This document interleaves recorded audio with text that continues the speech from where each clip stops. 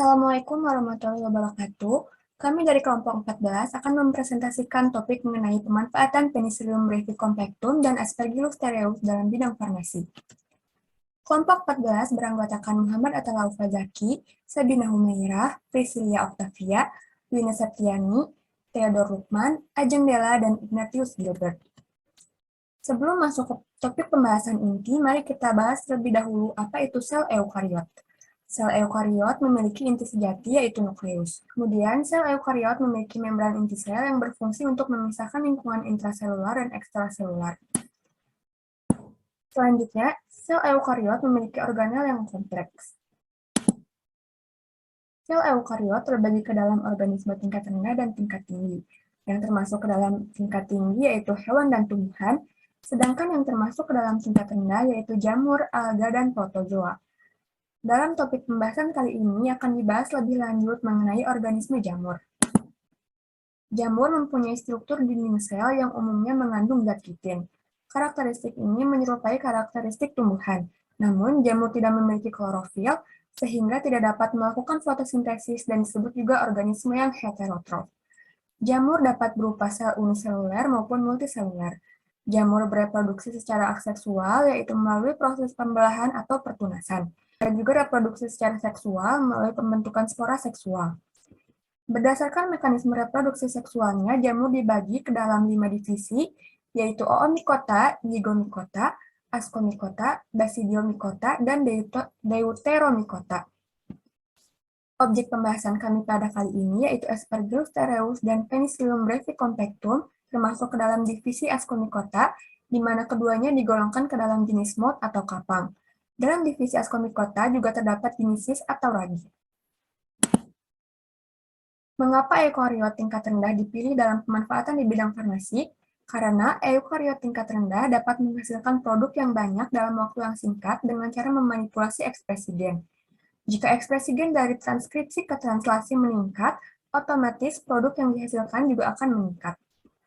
Namun, di sisi lain, keterbatasan nutrien menyebabkan ekspresi gen menjadi terhambat sehingga produk yang dihasilkan akan menurun. Selanjutnya akan dibahas mengenai metabolisme. Metabolisme merupakan semua reaksi biokimia yang terjadi di dalam sel yang meliputi proses penguraian dan sintesis molekul kimia. Metabolisme menghasilkan senyawa metabolit yang dibagi menjadi dua, yaitu metabolit primer dan metabolit sekunder. Metabolit primer berperan dalam pertumbuhan, pengembangan, dan reproduksi sel, serta berperan untuk keberlangsungan hidup. Contoh metabolit primer adalah karbohidrat, protein, lipid, dan asam nukleat. Kemudian metabolit sekunder adalah senyawa metabolit yang tidak esensial untuk pertumbuhan organisme. Namun, pada kondisi tertentu, metabolit sekunder dapat berperan sebagai pertahanan diri dari kondisi yang kurang menguntungkan. Misalnya untuk mengatasi hama dan penyakit, menarik polinator, dan sebagai molekul sinyal. Contoh senyawa metabolit sekunder adalah antibiotik, toksin, dan pigmen. Pertama, kita akan membahas Aspergillus terreus. Apa sih Aspergillus terreus itu? Aspergillus terreus adalah jamur yang menghasilkan metabolit sekunder seperti patulin, sitrinin, dan biotoksin yang berbahaya bagi manusia. Akan tetapi, Aspergillus terreus juga digunakan untuk memetabolisme lovastatin, senyawa yang digunakan dalam industri farmasi untuk mengatur kadar kolesterol. Selanjutnya, kita akan membahas karakteristik dari Aspergillus terreus. Aspergillus terreus memiliki tekstur beludru atau wol, rata atau dengan alur radial dengan miselium putih. Aspergillus terreus dapat dengan mudah dibedakan dengan spesies Aspergillus lainnya, karena berwarna coklat kayu manis yang bisa dilihat pada gambar, dan memproduksi Allelioconidea yang dapat memicu peningkatan respons inflamasi. Selain itu, Aspergillus terreus dapat bertahan pada suhu tinggi dan optimal tumbuh pada suhu 35 derajat Celcius sampai 40 derajat Celcius. Selanjutnya, Aspergillus terreus memiliki sifat khusus yang disebut conidiophore. Conidiophore merupakan tempat di mana sel conidiogenik yang membentuk conidia atau spora aseksual dari jamur akan berkembang. Conidiophore Aspergillus terreus memiliki kepala conidial yang kompak, biseriat, dan kolumnar. Conidiophore dibentuk oleh 3 struktur yang terdiferensiasi dengan baik, yakni vesikel, stipe, dan sel kaki yang terhubung dengan sisa hifa. Tipenya hialin dan panjangnya bervariasi dari 100 sampai 250 mikrometer. Aspergillus cereus memiliki vialides dan methyles. Sel konidiogen atau disebut vialides akan terbentuk pada vesikel dengan dimensi 7 mikrometer kali 1,5 sampai 2,5 mikrometer. Sementara methyles merupakan sel-sel lain yang berkembang di antara vesikel dan vialides dengan dimensi 5 sampai 7 mikrometer kali 2 sampai 3 mikrometer. Lalu, Aspergillus cereus memiliki konidia halus, globose atau subglobose yang berukuran kecil jika dibandingkan dengan spesies Aspergillus lainnya. Ukuran dari konidia Aspergillus cereus ialah 2 sampai 2,5 mikrometer. Seperti yang sudah disebutkan sebelumnya, Aspergillus cereus menghasilkan berbagai metabolit sekunder. Beberapa di antaranya memiliki khasiat yang berharga manusia, termasuk lovastatin, yang selanjutnya akan dibahas lebih rinci. Oke, sekarang kita akan masuk ke dalam proses pembuatan obat lovastatin menggunakan Aspergillus cereus. Proses pembuatan obat lovastatin sendiri ini dapat menggunakan fermentasi cair dan juga fermentasi padat. Dalam pembuatan fermentasi cair pada lazimnya itu misalkan yogurt, dan juga padatan dalam lovastatin sendiri ini dapat menggunakan media kentang. Nah, lovastatin ini sendiri terdiri dari molekul asetil koenzim A bersama metionin. Mengapa yang dipilih itu Aspergillus cereus dalam pembuatan lovastatin? Karena Aspergillus cereus sendiri ini memiliki kemampuan dalam mendegradasi lignoselulosa menjadi glukosa dan silosa. Kedua senyawa ini, glukosa dan silosa, dapat dijadikan sebagai substrat yang dapat dijadikan lagi sebagai enzim, sebagai katalisator dalam pembuatan lovastatin. Sebagai berikut di diagram gambar kiri. Yaitu ada dua tahapan, yaitu 2 asetat plus 1 metionin dan juga 9 asetat plus 1 metionin. Yang pertama yaitu 2 asetat plus 1 metionin, yaitu bergabung dengan koenzim A, ATP, dan NADPH menjadi dihidromonasolin L yang diubah lagi dengan proses sitokrom P450 menjadi monasolin L, lalu monasolin L diubah menjadi monasolin J. Lalu yang tahap kedua itu ada 9 asetat plus 1 metionin bersama koenzim A, ATP, dan NADPH menjadi 2-metilbutiril koenzim A. Nah, 2-metilbutiril koenzim A ini dapat membantu monasolin J dalam pembentukan menjadi lovastatin dengan proses yang dinamakan metilbutiril transferase. Baik, selanjutnya kita mungkin akan bertanya-tanya ya, sebetulnya bagaimana sih mekanisme kerja lovastatin di dalam tubuh kita? Jadi, pada dasarnya, mekanisme kerja lovastatin ini adalah dengan menghambat enzim HMG-CoA reduktase atau yang merupakan kepanjangan dari hidroksimetil glutaril koenzim A reduktase, sehingga produksi kolesterol di dalam hati ini akan berkurang. Terlihat seperti di diagram ini, HMG-CoA yang merupakan pelopor dari terbentuknya kolesterol membutuhkan HMG-CoA reduktase untuk mensintesis kolesterol. Namun, karena ada obat dari golongan statin ini yang menghambat enzim HMG-CoA reduktase, mevalonat ini tidak terbentuk sehingga kolesterol pun akan berkurang. Nah, untuk lebih lanjutnya saya akan menjelaskannya lewat video. Baik, dalam video ini kita akan mencari tahu sebetulnya di dalam tubuh kita, khususnya di dalam hati, bagaimana sih obat golongan statin ini dapat mengurangi kolesterol atau bahkan mengurangi penyakit-penyakit seperti jantung maupun stroke. Nah, seperti yang kita ketahui, pembentukan kolesterol ini melibatkan reaksi biokimia di hati ya. Ini yang bulat ini adalah kolesterol, dan yang masuk ke dalam kolesterol ini adalah enzim yang tadi saya sebutkan. Nah, ketika kolesterol terbentuk, ia ini akan meninggalkan hati dan masuk ke aliran darah dan akan membentuk hormon asam empedu dan bahan kimia endogen lainnya. Ini masuk ke dalam aliran darah, kemudian ketika kolesterol berlebih dalam aliran darah, kolesterol ini dapat menumpuk di arteri dan membentuk plak. Yang kuning ini adalah plak. Penumpukan ini dapat menyebabkan penyumbatan aliran darah baik itu ke jantung maupun ke otak. Inilah yang menyebabkan terjadinya serangan jantung maupun stroke. Nah, bagaimana obat golongan statin dalam hal ini lovastatin bekerja dan dapat mencegah hal ini terjadi?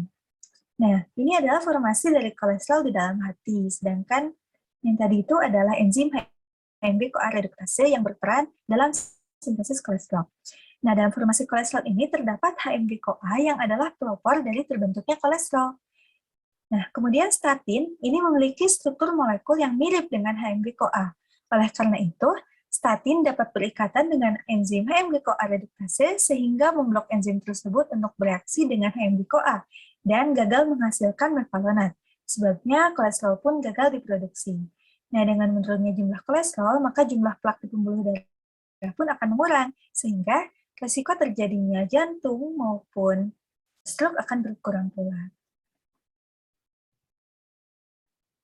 Setelah kita membahas mengenai Aspergillus cereus dengan lengkap, selanjutnya kita akan mengulik mengenai Penicillium brevicompactum. Nah, Penicillium brevicompactum adalah salah satu jenis jamur atau fungi yang awalnya dikultur dari sampel tanah Jepang. Penicillium brevicompactum ini menyebabkan pembusukan pada buah dan sayuran seperti apel, anggur, singkong, dan kentang yang disimpan. Selain itu, Penicillium brevicompactum masih bisa diisolasi atau didapatkan dari tanah, sayuran atau buah-buahan yang membusuk, dan biji-bijian, tetapi tentunya galur yang berbeda karena asal dari sumber yang beragam itu seringkali menghasilkan efisiensi yang berbeda dalam produksi fermentasinya. Sebelum menyinggung mengenai fermentasi, kita akan bahas mengenai karakteristik dari Penicillium brevicompactum.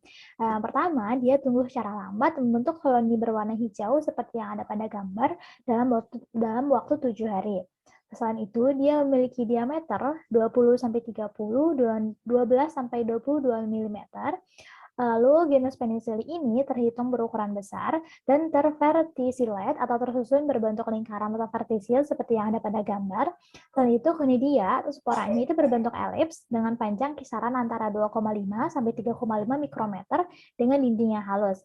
Selanjutnya, dia tumbuh antara temperatur minus 2 derajat Celcius dan 30 derajat Celcius, namun optimumnya mendekati 23 derajat Celcius.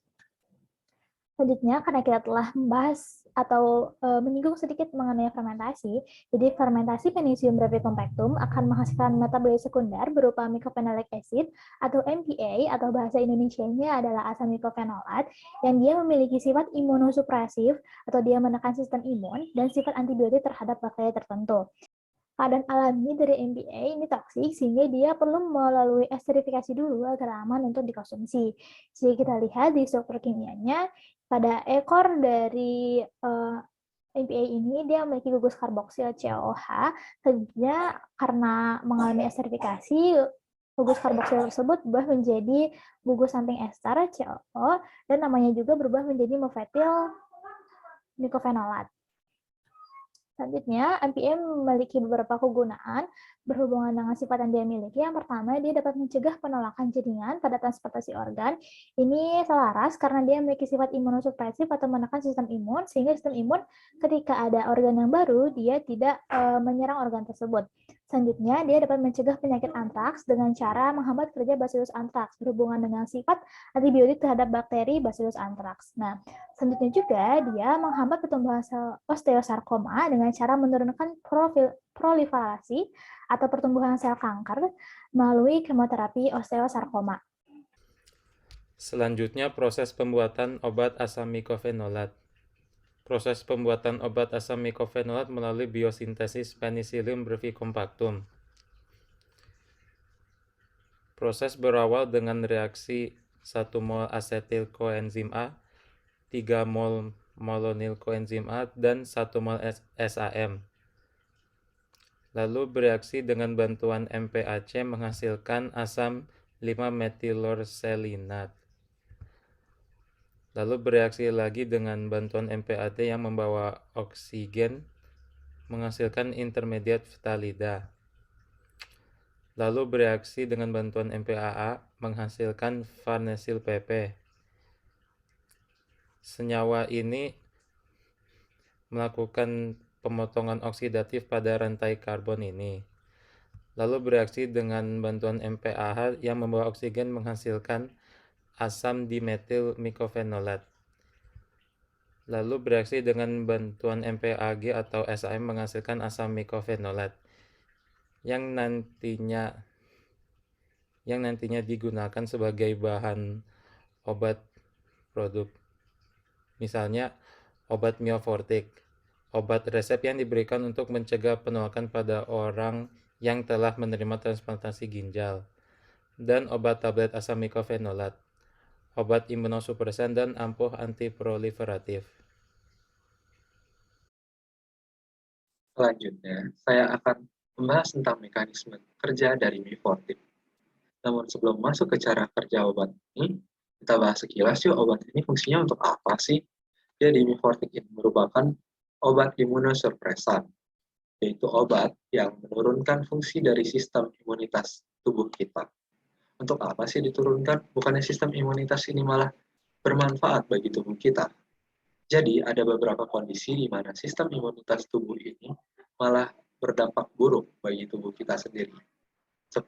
Kondisi ini contohnya adalah saat terkena penyakit autoimun yang mana sistem imunitas tubuh kita malah menyerang tubuh kita sendiri, dan saat melakukan transplantasi organ, di mana sistem imunitas kita malah dapat menolak organ yang akan dimasukkan ke dalam tubuh kita. Nah, sebelum kita masuk ke cara kerja obat ini, kita harus melihat dulu jalur biosintesis dari purin. Biosintesis purin ini terbagi menjadi dua jalur, yaitu jalur de novo dan jalur salvage. Tapi karena fokus kita hanya kepada limfosit atau sel darah putih, kita hanya perlu melihat jalur de novo ini. Nah, miofortik tadi akan dihidrolisis menjadi bentuk aktif, yaitu asam miclofenolat atau mycophenolic acid yang bisa disingkat sebagai MPA. MPA ini dapat menginterupsi kerja dari enzim inosin monofosfat dehydrogenase atau IMPDH. Nah, inhibisi dari enzim IMPDH ini akan berakibat berkurangnya nukleotida dari guanosid. GTP dan GMP, GDP, itu semuanya nukleotida guanosid. Jika nukleotida guanosid ini berkurang, akan muncul efek antiproliferatif limfosit. Nah, efek antiproliferatif dari limfosit ini maksudnya terhambatnya pertumbuhan sel darah putih. Jika sel darah putihnya terhambat, maka sistem imunitas kita pun akan menurun. Jadi begitulah garis besar dari cara kerja miofortik. Berikut kami lampirkan literatur dan sumber referensi yang kami gunakan sebagai sumber informasi untuk kepentingan dari presentasi kami.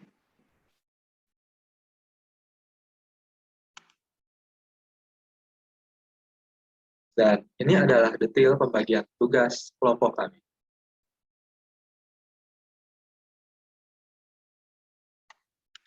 Sekian presentasi dari kelompok kami.